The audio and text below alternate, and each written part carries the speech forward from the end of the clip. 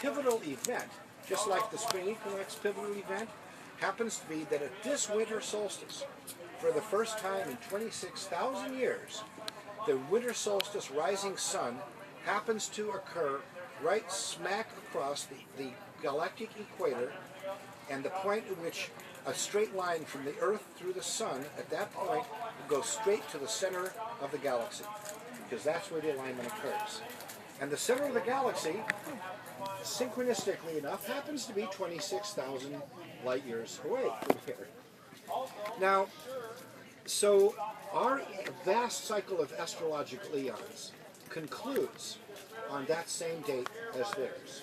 This is the pivotal point. This is like the 4004 BC point that they had. You have to know what the starting date is before you can mark it. Well, this is the starting point.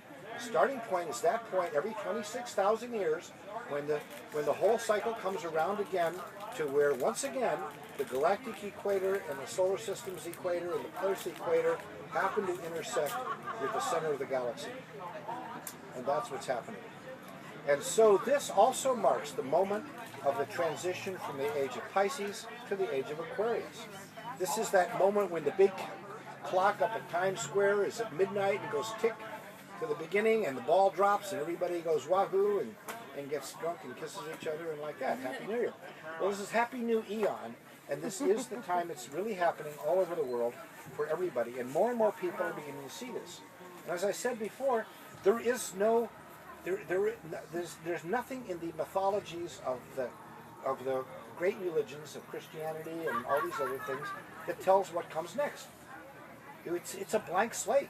We can put up a new calendar and we can put anything we want into it. We can put the Star Trek vision in there if we want to.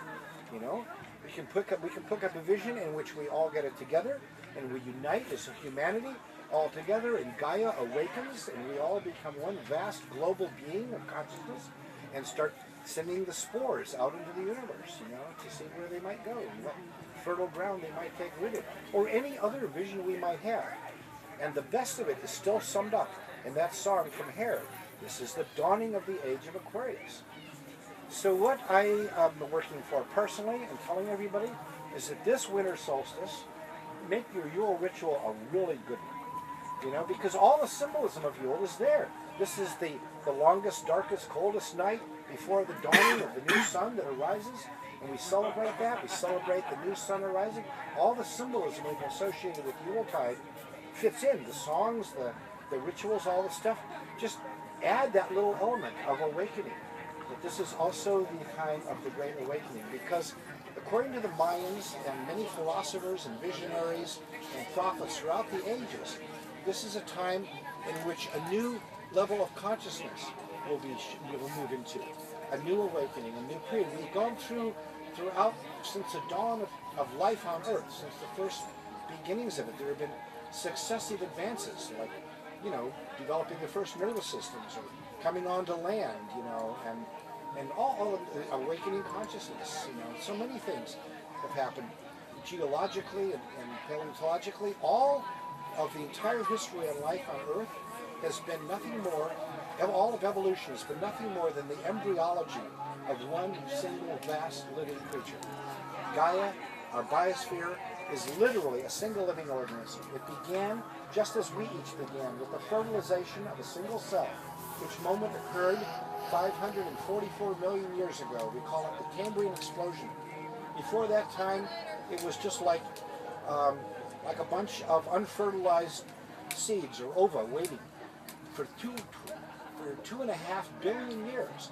All life was just single cell life waiting for something to happen. And suddenly, 544 million years ago, and I attribute this to spores carried in from comets, but, you know, I mean, science fiction versions have given other interpretations, but the date is clear.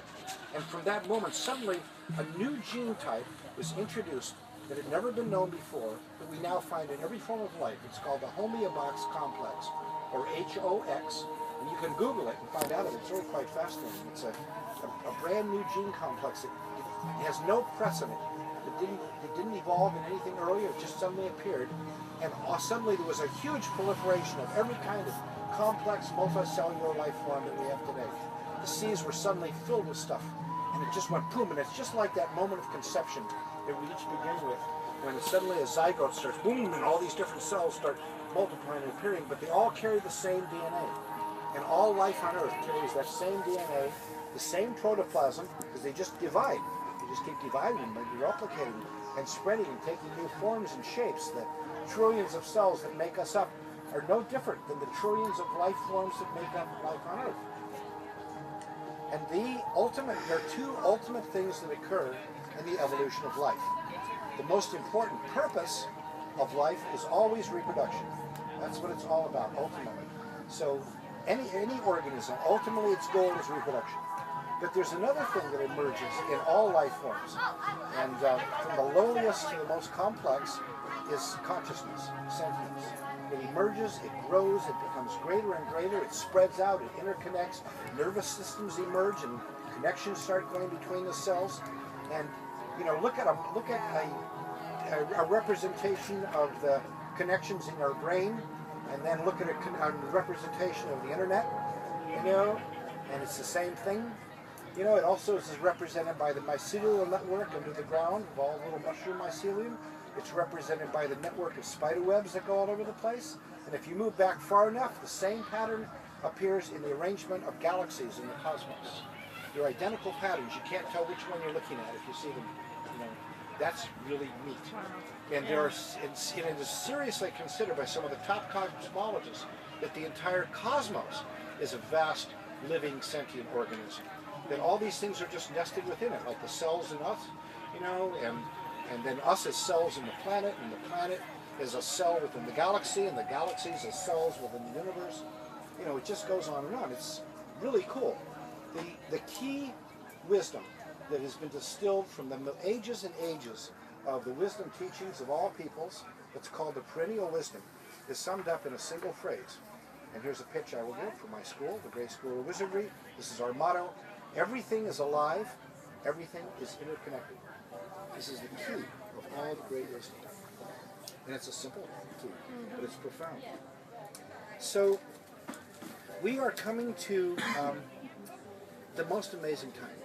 And we're seeing the echoes of it in the very emergence of the pagan community, of a magical community, of the dreams and visions that we share. And I travel all over the world. Oh, watch that. Those chairs are really fragile. Sorry about that. You probably don't want to sit back. And I also have spent a lot of time in conversation with indigenous elders, leaders, teachers, shamans of all different cultures.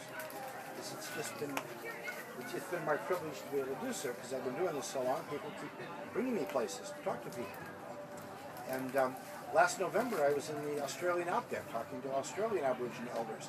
All the people I talked to, all the wise ones of all cultures and traditions, are basically in total harmony with these things. Same things. I made a presentation of all this stuff at Starwood a couple of months ago, and there was a fellow there named Miguel Segué, who is a Taino shaman from Cuba, who has been working with the Mayan elders on all this stuff. And he, he's a friend of mine. He came up on the stage at the end of my presentation and said, and I want to let you know that all the indigenous American elders say exactly the same thing. This is exactly where we're at. So we're working together in presenting some of this stuff. This is not just some off-the-wall thing that somebody's coming up with. This is something people are getting everywhere. We're all getting this understanding that we're part of something greater, and that we're on the threshold of an incredible great awakening. That visionaries and prophets have seen coming for a long time, but especially the shamans and indigenous teachers. They totally get it. So my proposal is that come this winter solstice, we all do a really great winter solstice ritual in our respective groups that emphasize this incredible new dawning about to come, taking the symbolism that has been a part of our traditions for ages and ages. I mean, all of our Yuletide stuff. This is the neat thing about paganism. Its roots go all the way down to the deepest depths. So, and then it is traditional to do an all-night vigil, as you all know, because, as it says in the traditions, somebody has to make sure the sun comes up in the morning, right? And, it would be a shame if everybody went to sleep and nobody was there and then the sun came up, so you wouldn't want to be responsible for that. So you'd feel really bad, Oh, damn, I went to sleep and I was the last one. So we got to make sure the sun comes up in the morning. So we stay up all night and we sing songs and we tell stories and we drink fermented fluids and all the rest of it. And then comes the dawn and we greet the rising sun. And I'm proposing that everybody that I can reach and everybody who will take this message virally throughout the world will propose that as we greet the rising sun on solstice morning, we all sing, "This is the dawning of the age of Aquarius." Get out, play it, pull it up on your thing, play it out there. It's a great song, and sing your heart out to that. Because if millions of us around the world are focused on that vision of mystic crystal revelations and the mind's true liberation and all the rest of it, this will be a powerful thing like the harmonic convergence, only bigger and vaster and attuned with it. So this is your wake-up call. Okay.